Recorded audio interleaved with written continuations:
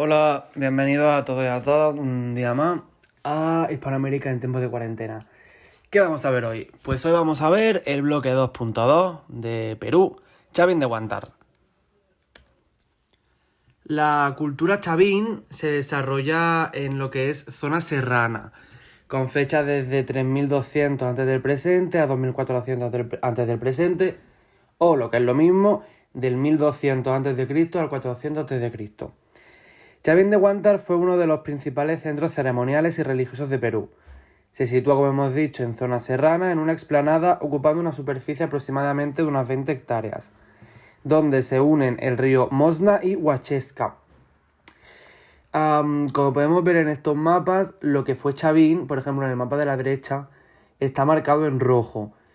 Quiere decir, la ciudad es el puntito y la zona en rojo es las sociedades o los pueblos que iban directamente hacia este centro ceremonial.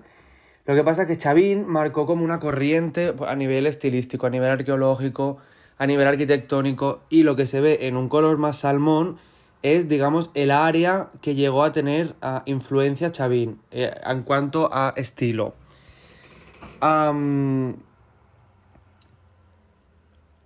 Bien, está en el punto medio entre una crucijada de caminos. Está como lejos de todo. Está a unos 3180 metros sobre el nivel del mar y pertenece al departamento de Ancash. Destacamos a John Reed como arqueólogo de Chavín de Huántar. Chavín fue un centro de reunión de élites muy limitadas. No fue una urbe, no fue una iglesia, sino un centro de estudio y de transmisión de conocimiento. Era un estado andino, teocrático, no militarizado, que mediante la religión tuvo el suficiente poder para manejar a masas de diferentes etnias en busca de oráculos religiosos que dieran información y respuesta. A cambio de ello, pues Chavín recibía ofrendas, recibía tributos, recibía comida, recibía riqueza. ¿Por qué funciona Chavín de Huántar? Chavín funcionó porque la agricultura tuvo unos avances tecnológicos muy importantes, como buenas acequias, jugaban con las pendientes, como vemos que una zona serrana supieron jugar con estos desniveles para traer el agua, que era un bien preciado. Tenían en cuenta el clima, sabían el uso de los fertilizantes. Todo esto, como hemos dicho, si la agricultura funciona, automáticamente lo que pasa es que se dispara la demografía. Se produce un cambio económico, aprenden a utilizar esos recursos. Y esto lo que quiere decir es que, como ya veremos, habrá sectores sociales diferenciados. Pues el que piensa, el que trabaja, eso ya lo vimos en las primeras ciudades de América. Bien, entonces surge este centro ceremonial donde habrá personas que hagan observaciones climatológicas, por ejemplo, y todo eso lo hicieron bajo el sistema complejo de riego. Desviaron ríos también. ¿Qué genera todo esto? Excedente de almacenamiento, lo que te asegura que vayas a tener comida y además te da opción a intercambio a mayor escala y aparece, como hemos dicho, la conservación también. Vale, todo esto pues crea el surgimiento de los especialistas en este centro ceremonial, como hemos dicho, que se llamarán sacerdotes. Se crea un sistema social que, además de estar jerarquizado, se basaba en la reciprocidad y en una reorganización del sistema. Las sociedades, es decir, los diferentes pueblos de la zona, llevaban ofrendas a los templos de Chavín a cambio de conocimiento, pues como información calendárica, conocimiento sobre climatología. Entonces, estos pueblos lo que llevarán pues serán vasijas con alimento. Como vemos aquí, el tipo de cerámica de Chavín de Huántar es de asa estribo, con motivos antropomorfos, zoomorfos, ya lo veremos. Será la tónica de esta sociedad, la iconografía de animales. Llevaban también bebidas, drogas o psicotrópicos, como vemos aquí el Cactus San Pedro, hablaremos de él más adelante. Textiles, como vemos en la foto de la izquierda, en algodones. Estos algodones seguramente sean naturales, llegaron, como ya hemos visto, a tener algodones blancos, color crema, en beige, en marrón. Los motivos son los mismos, antropozoomorfos, es decir, esa dualidad entre hombre-animal, trataremos más adelante yo también. Spondylus también, turquesas, etc. No obstante, no iba cualquiera, sino que únicamente iban las élites. Allí vivían como una especie de transformación y de ritualización con experiencias únicas. También lo veremos más adelante. Como una especie de retiro espiritual, donde iban a aprender. Bien, situamos a Chavín de Guantar en el horizonte temprano, ¿vale? La cronología que ya vimos. Estamos ya en el horizonte. Un horizonte quiere decir... Es decir, se llama horizonte porque fue una sociedad importante que ocupaba todo el horizonte, por así decirlo, de manera metafórica. Entonces nos situamos en el horizonte temprano. Luego veremos el intermedio temprano. Los intermedios son las etapas que hay entre los horizontes. Y en el intermedio temprano veremos Paracas, Nazca y Moche. Otra vez se da otro horizonte, el horizonte medio, con Tiahuanaco y Huari, que ya veremos que son sociedades también que tienen una expansión brutal y una importancia grande. Otro intermedio, donde veremos Chimú. Y el último horizonte tardío, que será Tahuantinsuyu o Inca, que también llegará al punto de ser imperio, el único imperio incaico que ha habido. Bien, entonces, también, ¿qué productos se daban? Los productos que aquí se daban es maca, la foto de la izquierda, quinoa roja, la de la derecha, patatas, la del medio. Se daban también oca, oyuco y jícama, de izquierda a derecha. Se daban también tarwi, que los tarwi son los altramuces, de izquierda a derecha. Mashua en el centro, camote, que el camote es una variedad de boniato. Kiwicha y amaranto, que es como esta especie de... como si fuera entre quinoa, lenteja, también una especie así de pseudolegumbre. Y los autores diferencian a nivel urbano unos 39 episodios de construcción divididos en 15 fases constructivas.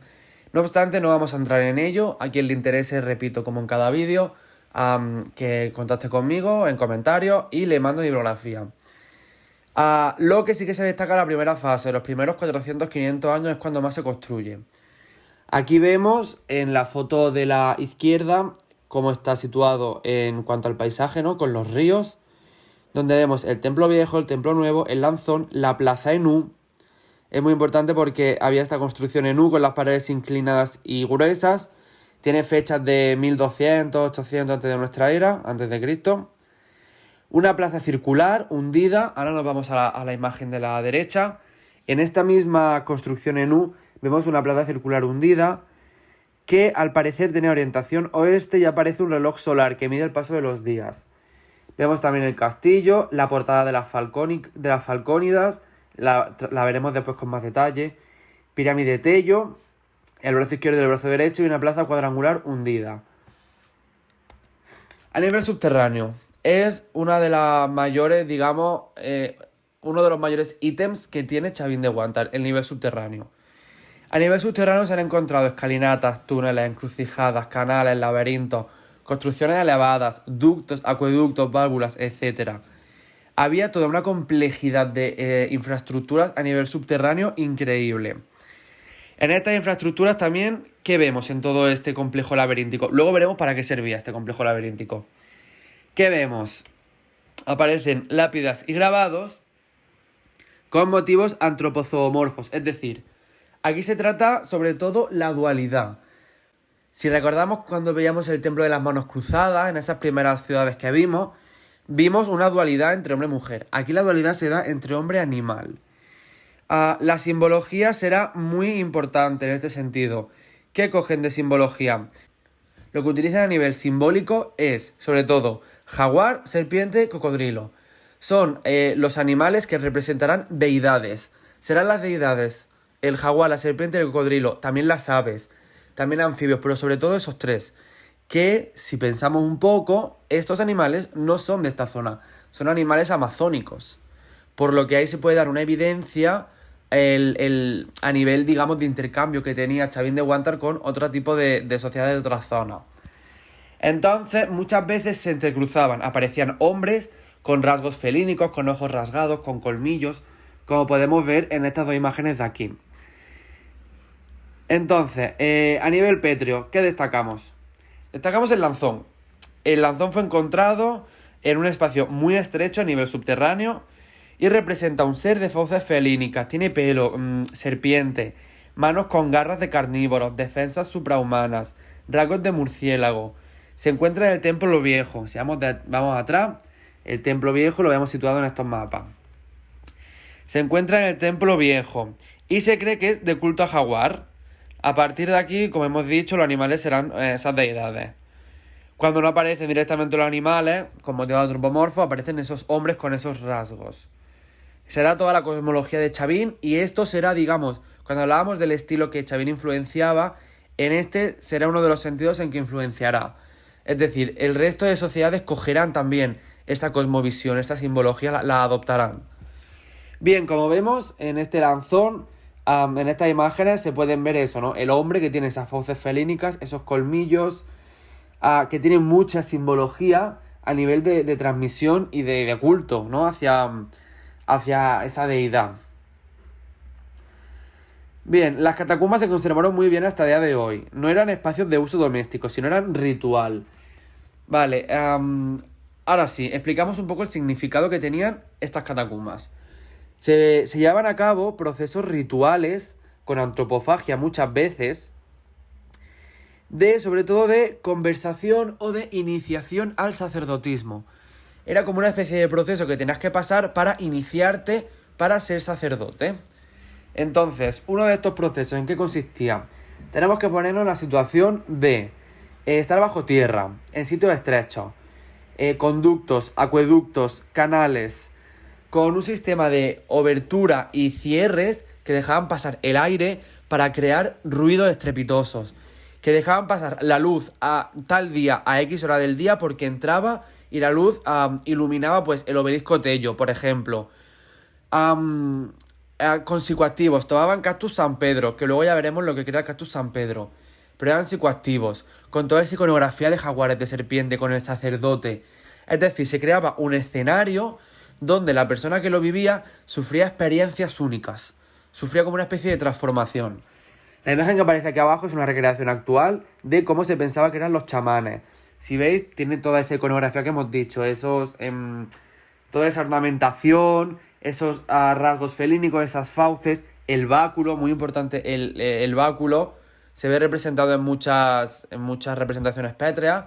Báculo o San Pedro, hay muchas que está un poco difuso, pero es importante la figura del báculo. Bien, el obelisco Tello. El obelisco Tello es otro monolito grabado que se encuentra en Chavín de Guantar. Ambas caras están grabadas y presentan imágenes de cocodrilo, el macho y la hembra. Pero está repleto de iconografía. Iconografía de especies vegetales como el cactus, de animales, de gente volando. Supongo un poco también en esa corriente, en esa línea de transformación, de tomar el cactus San Pedro, el psicoactivo, y volar y alucinar. Es un prisma de 2,52 por 0,5, es decir, de alto por ancho.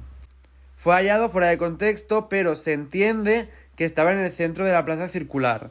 Y hay muchos signos que explican, pues como signos que explican historias, que explican ritos, que explican mitos.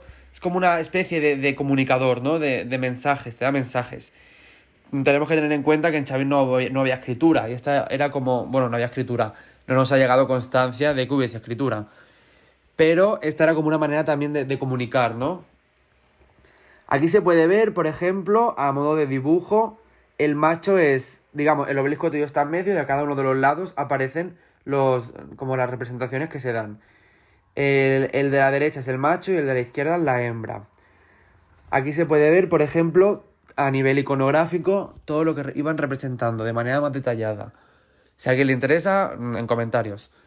Por ejemplo, así para leer algo random, pues se ven muestras de vampiros, de jaguar con cabeza de trofeo, cara de caimán, el cordón celestial, un útero representado con una cáscara, se ve a chira, especies vegetales, se ven también, por ejemplo, una mano de caimán, se ve el pene del gato, es decir, hay muchísima iconografía.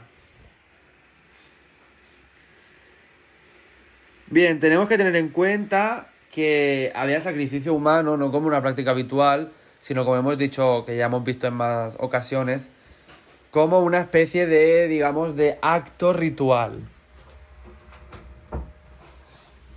También había antropofagia, pero no era un uso cotidiano, sino también en ¿no? En esta línea de sacrificio ritual. El templo nuevo.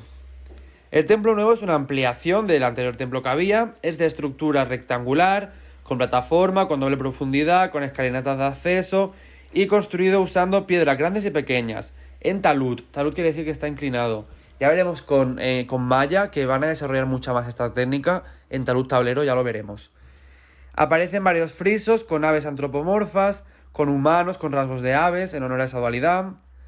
Aparece como destacar el friso de las falcónidas, que lo veremos ahora a continuación, con grabados con escenas donde interfieren pues felinos, serpientes, águilas, halcones, que tienen tocados, abanicos, cinturones, ornamento, un poco en la misma línea de cosmología. Esto se da en el templo de la Falcónida. La mitad sur de este templo, las placas que habían eran de color blanco y de la cara norte eran negras, eran lápidas de piedra. Las escalinatas que aparecen están mirando al este, a la salida del sol. Bien, hemos dicho que se daban muchos frisos. Uno de ellos, por ejemplo, en uno de esos frisos aparece la imagen que vemos aquí a la derecha. El pórtico de la Falcónida, el que aparece aquí a la izquierda, que era la entrada principal, donde también aparecieron gran cantidad de grabados y de frisos. Un ejemplo más para que veáis cómo era toda esa iconografía que aparecía en Chavín de Guantar.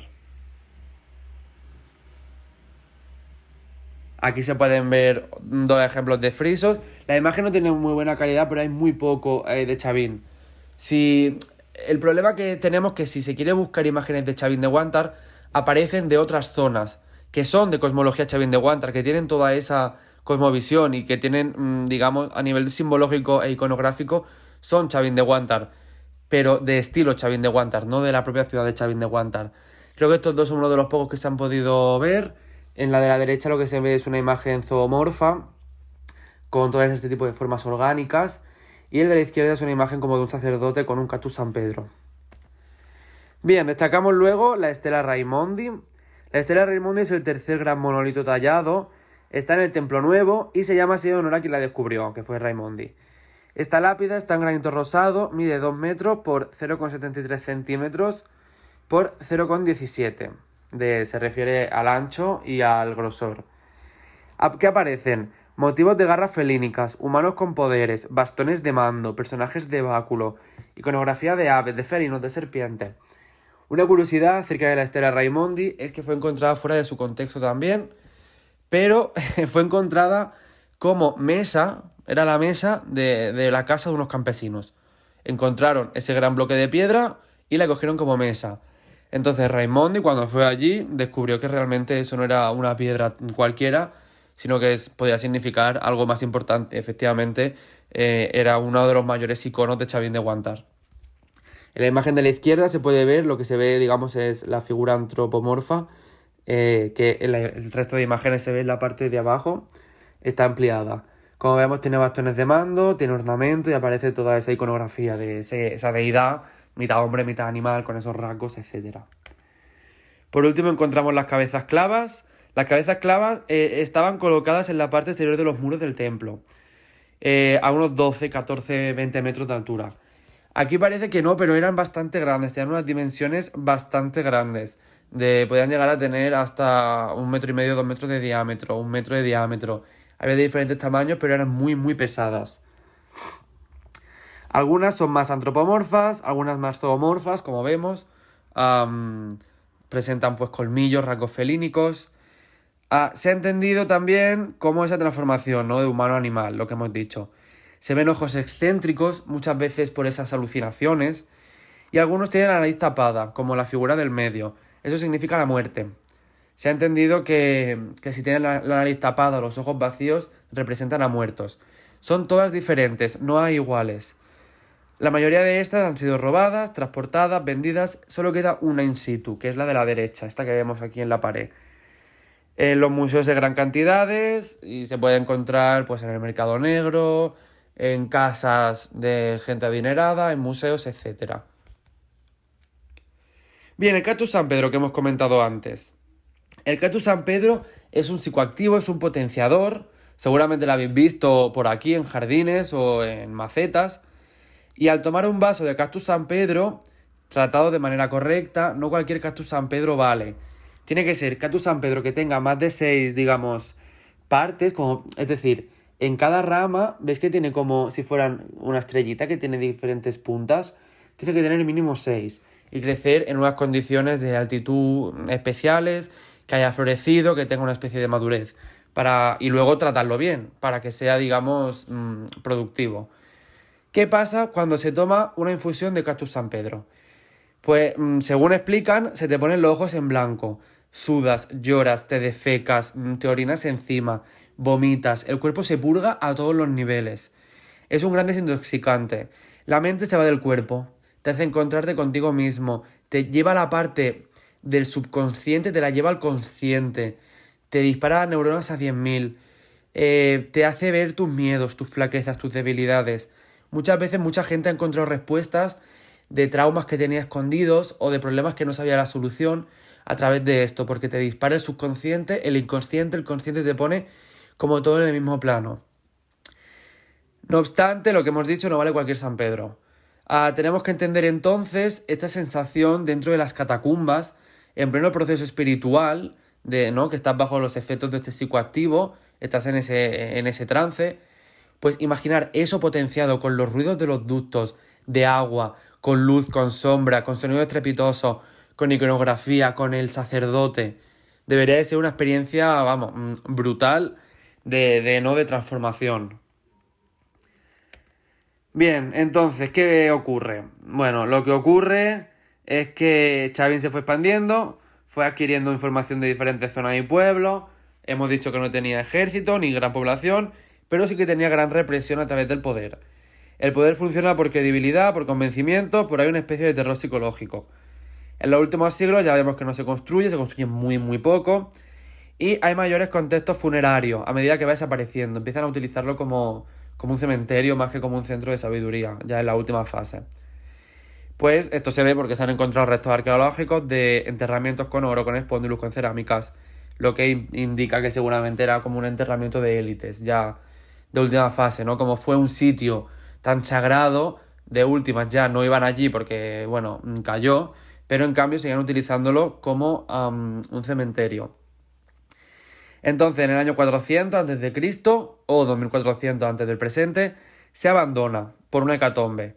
No se piensa, o sea, no se sabe si es un cataclismo o algo así, hay un abandono y se destruye el templo. Puede ser un fenómeno de mega niño, un gran terremoto, no se sabe. Sí que quiero recordar que hay como registro de hacia el 500 a.C. que ocurren en esa zona grandes terremotos, grandes seísmos y niños, pero no se puede relacionar directamente con esos fenómenos. Entonces, bueno, a partir de entonces será saqueada constantemente por los conquistadores, por los huaqueros, por la policía, por los aduaneros, etc.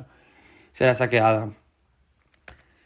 Bien, lo que digo siempre, si alguien quiere más bibliografía, que contacte conmigo y se la doy encantado. Aquí os dejo un par de recomendaciones de vídeos, el de Chavín, la Roma de los Andes, y el de Chavín, Sitio Arqueológico de los Andes Centrales, Perú. Están en YouTube. No todos los vídeos son fiables porque muchos vídeos a lo mejor te hablan de Chavín y te enseñan cerámica moche, por decirte algo. Entonces hay que ser también crítico y no creerse todo lo que vemos porque no todos los vídeos o todos los documentales son buenos. Estos dos sí que son bastante fiables.